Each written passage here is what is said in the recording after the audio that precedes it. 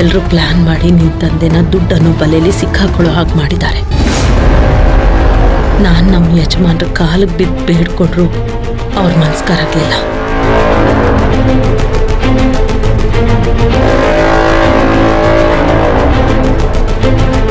ಮಂಜರಿ ಸೇರಿ ಎಲ್ರೂ ಈ ಮದುವೆ ನಿಲ್ಲಿಸ್ಬೇಕು ಅಂತ ಪಣ ತೊಟ್ಟಿದ್ದಾರೆ. ನಾನು ಎಷ್ಟು ಪ್ರಯತ್ನ ಪಟ್ಟೆ, ಆದ್ರೆ ನನ್ನ ಕೈಲಿ ಏನೂ ಮಾಡೋಕ್ಕಾಗ್ಲಿಲ್ಲ ಸಪ್ತಮಿ.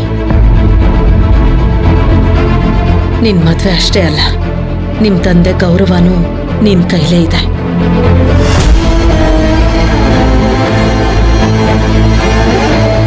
ಅವ್ರಿಗೆ ಯಾರು ಅವಮಾನ ಮಾಡದೇ ಇರೋ ತರ ನೋಡ್ಕೋಬೇಕು ಅಂದ್ರೆ ಈ ಮದ್ವೆ ನಡೆಯೋ ತರ ನೀನ್ ಮಾಡ್ಲೇಬೇಕು ಸಪ್ತಮಿ. ಈಗೆಲ್ಲ ನಿನ್ ಕೈಲೇ ಇದೆ.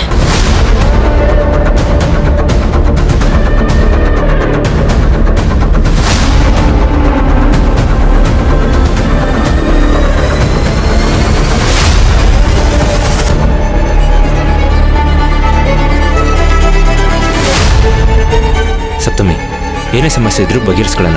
ಅದೇನಿದ್ರು ನನ್ನ ಹತ್ರ ಹೇಳಿ.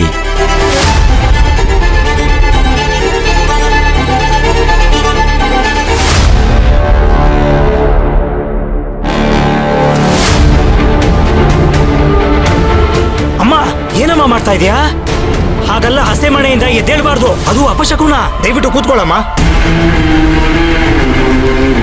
ಸಪ್ತಮಿ, ಸಪ್ತಮಿ,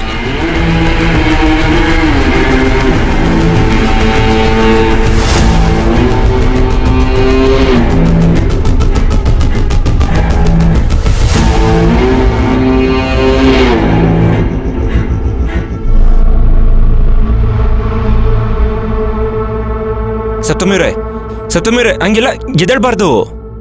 ಸಪ್ತಮಿ.